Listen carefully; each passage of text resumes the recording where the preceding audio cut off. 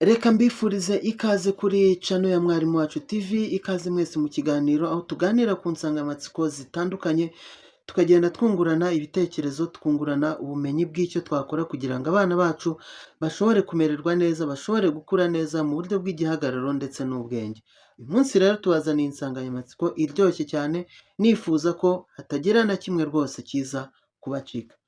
Mbabwira nti niba utarakanda handitse subscribe, uyu ni wo mwanya wawe, ariko kandi wowe washoboye kudutera iyo nkunga ya subscribe ukaduha iryo jwi, ni ukuri Imana iguha umugisha. Ikaze kuri mwese babyeyi aho muri hose, barimu, bantu mufite inshingano zo kurera aho muri hose, nimuze kugira ngo dushobore kungurana ibitekerezo.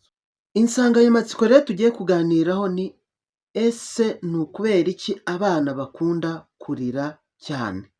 Turaza gusoza iki kiganiro umenya impamvu abana bakunda kurira cyane, uraza no gusobanukirwa n'icyakorwa kugira ngo ushobore gukemura impamvu yatumye umwana arira.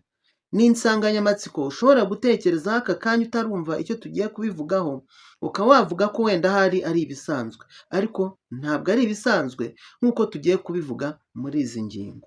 Hari ababyeyi bamwe na bamwe bakunda kubona abana babo bari kurira, cyangwa se umwana w'umuturanyi ari kurira akaba yakibwira ko ari ingeso mbi, ariko rwose ibyo ntabwo ari byo. Ubushakashatsi bugaragaza ko abana bakunda kurira kubera impamvu zitandukanye, ariko by'umwihariko nk'igisobanuro cy'uko hari icyo umwana aba akeneye, umurera, ubwo ndavuga umubyeyi umuri hafi, ndavuga ushobora kumwitaho muri ako kanya, aba hari icyo atakoze kugira ngo umwana ashobore kuba satisfied, to be satisfied, umwana ashobore kuba ahagijwe. Rero turaza kurebera hamwe impamvu fatizo zishobora gutuma umwana arira. Ubusanzwe kurira k'umwana bisobanura ko hari icyo umwana akeneye ako kanya atari kubona.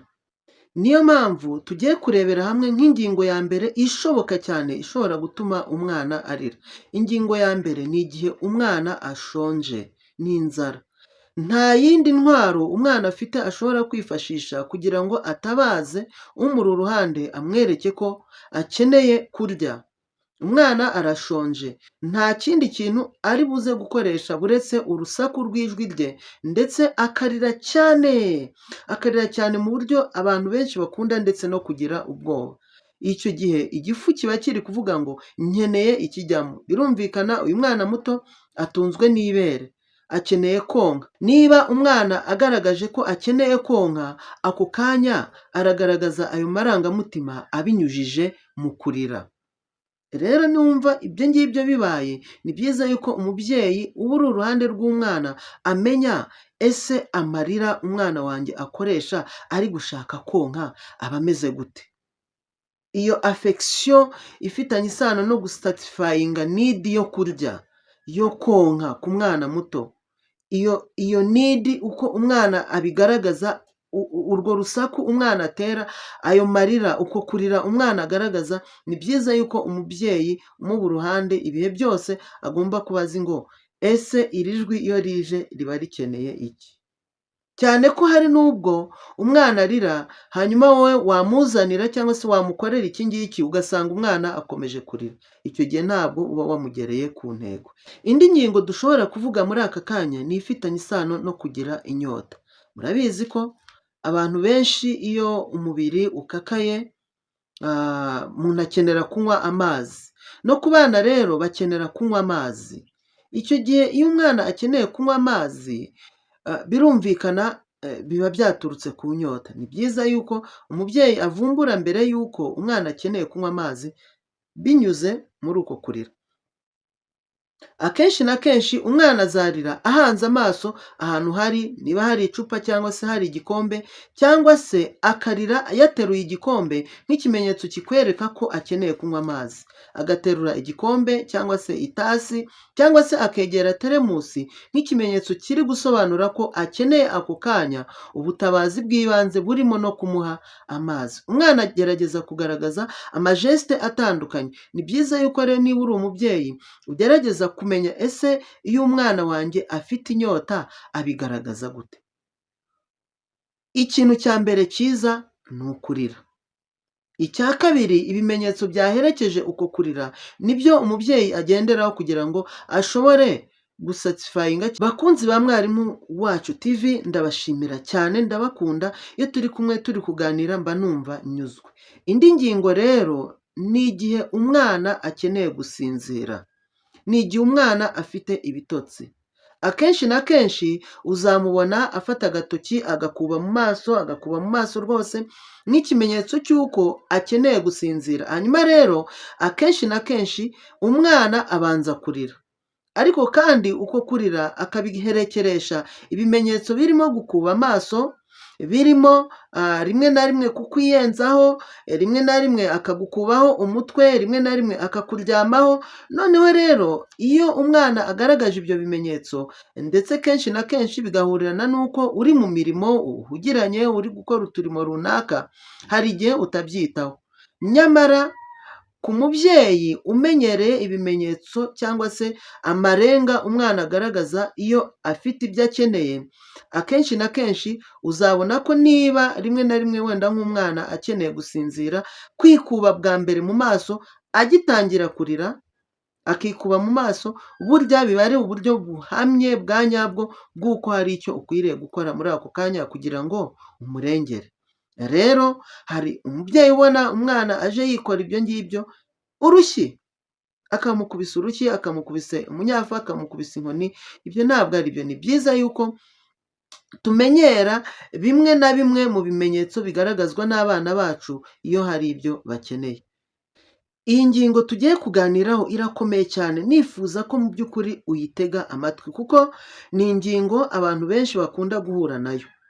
Indi ngingo ishobora gutuma umwana arira cyane ni ijyanye n'ubwoba. Hari abana benshi bakunda kugira ubwoba, icyo bita phobia, kugira ubwoba, aho rimwe na rimwe umwana akunda kumenyera kwibera wenyine mu gipangu n'abana bake. Noneho aho umubyeyi amujyaniye hanze mu bandi, bitewe n'uko umwana atamenyereye kuba mu itsinda, biraza gutuma abo ari buze guhura nabo, ikintu cya mbere ari buze kugaragaza ari urusaku.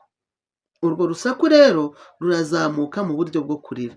Mubyeyi, niba ubonye umwana wawe ari kurira, ntabwo ari byiza yuko uhita umwongeza, ukubita, ugira gute, cyane ko buriya nta nubwo byemewe gukubita umwana. Hano rero mu bijyanye no kurira k'umwana, ndagira ngo inshuti zanjye mbabwire ko rimwe na rimwe umwana akunda kurira kubera ko afite ubwoba.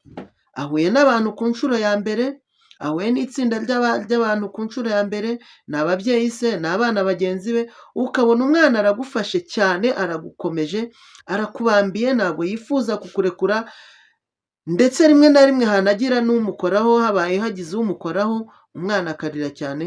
Icyo ni ikimenyetso cy'uko haba hari ibyo atabonye mbere, nabyo ariko bifitiye ibisubizo. Icyo rero reka nizere ko iyo ngingo mwayumvishije. Hanyuma rero ngize icyo nyivugaho cyihuta, ni uko rimwe na rimwe ubu bwoba bushobora gutuma umwana akora ibidakorwa. Ugasanga ahuye n'abantu runaka, igisubizo bikaba kwiruka. Ugasanga ahuye n'abana bagenzi be, igisubizo kikaba kwiruka. Rimwe na rimwe uko kwiruka kukaba kwamutera risike yo gukomereka. Ku gukomereka bikaba byatuma hari iby'umuryango utakaza, birimo no kumukurikirana mu by'ubuzima mu gihe yagize injari cyangwa se ugukomereka bikabije, bishobora no gutuma ajya kwa muganga. Uburyo bwa kabiri, umwana akeneye kujya ku ishuri. Ageze ku ishuri ariko kubera ko atamenyereye kubana n'abandi, ugasanga umwana yiriwe arira umunsi wose kubera gutinya iki? Abana bagenzi be. Ibi ngibi abarimu bigisha mu mashuri y'incuke mukunda guhura nabyo, ariko by'umwihariko mbashimira uburyo mubigenza, kuko ujya kubona ukabona wa mwana wari ufite ubwoba yagarutse ari n'umuhanga, ari gutsinda neza, akina na bagenzi be rwose mu buryo butangaje. Ni ubuhanga buhanitse. Iyi niyo mpamvu nabwiye ko ari ingingo ikora ku mutima. Ubwoba abana bakunda kugira, bakabigaragaza barira cyane ndetse mu ijwi ryo hejuru cyane, aho rimwe na rimwe umubyeyi bimutera impuhwe. Izo mpuhwe yagize zikaba zatuma ibyari amahirwe kuri uwo mwana bihagarara. Hari ikindi kintu gikomeye cyane gitera abana kurira. Kimwe muri ibyo ngibyo ni ukutabasha kuvuga ibyo umwana akeneye. Abana bagira stage z'imikurire yabo, ariko bose ntabwo ariko izo stage z'imikurire yabo zigenda ziba developed mu gihe kimwe. Hari umwana usanga yarakuze mu buryo bwihuta ku buryo no kuvuga kwe byihuta. Hari umwana usanga yaradindiye mu buryo bwo kuvuga. Abo bana bose bitewe n'ikigero bagezemo, imyaka yo baba bayigwije, bagiye guhurira ku ishuri. Wa mwana rero udashobora kuba hari ibyo yavuga, urugero akeneye gukora pipi, kujya ku bwiherero se, ibyo ngibyo niba umwana adashobora kuba yabivuga, umwana azaza yegere mwarimu, yegere umurera, yegere umubyeyi we, ubona ari kwizunguza cyane, ubona yicundagura cyane, ariko uko kurira ni byiza yuko umubyeyi, umurezi umuri uruhande ashobora gukora icyo bita identification, kumenya gutandukanya ibihe runaka umwana arimo no gukenera kwe. Akamenya ngo niba umwana ari gukoresha aya majeste hari icyo akeneye. Uzabona umwana rimwe na rimwe ari kurira cyane, ariko akabijyana no gukurura umubyeyi amuganisha ahantu hari icyo akeneye. Urugero niba hari icyo akeneye kiri mu cyumba, ukabona ararira rwose, ararira bihambaye, aratera n'ijwi ryo hejuru, ariko akagukurura akuganisha ahari icyo akeneye. Bityo rero ntabwo igisubizo ari ukumukubita urushyi, kumukankamira cyangwa se kumutererana, ahubwo uramwegera, kuko akenshi na kenshi ururimi dukoresha nk'ababyeyi abana baba barwumva, ukamubaza uti hakenewe iki, ariko ukabimubaza unagana mu cyerekezo cy'aho ari kuganisha. Ibyo rero nk'umubyeyi biba ari ngombwa yuko ibyo bimenyetso byose niba biri kuba ubyitaho, kugira ngo ushobore kumenya ngo umwana wanjye atabaza ryari, iyo ari gutabaza abigenza gute, iyo umwana wanjye afite amakuru ashaka kumbwira abigenza gute. Reka nizere ko bakunzi ba Mwarimu Wacu TV muri kugenda muryoherwa n'insanganyamatsiko y'uyu munsi. Nkubwira ko kuko nawe ubana n'abana bya buri munsi, ndatekereza ko kuri iyi nsanganyamatsiko y'igituma umwana ashobora kurira, nawe wayibonaho ibitekerezo bitandukanye. Hanyuma rero ubyandike muri komenti, ariko kandi wanaduhamagara kuri 0783319878 tukungurana ibitekerezo. Murakoze cyane.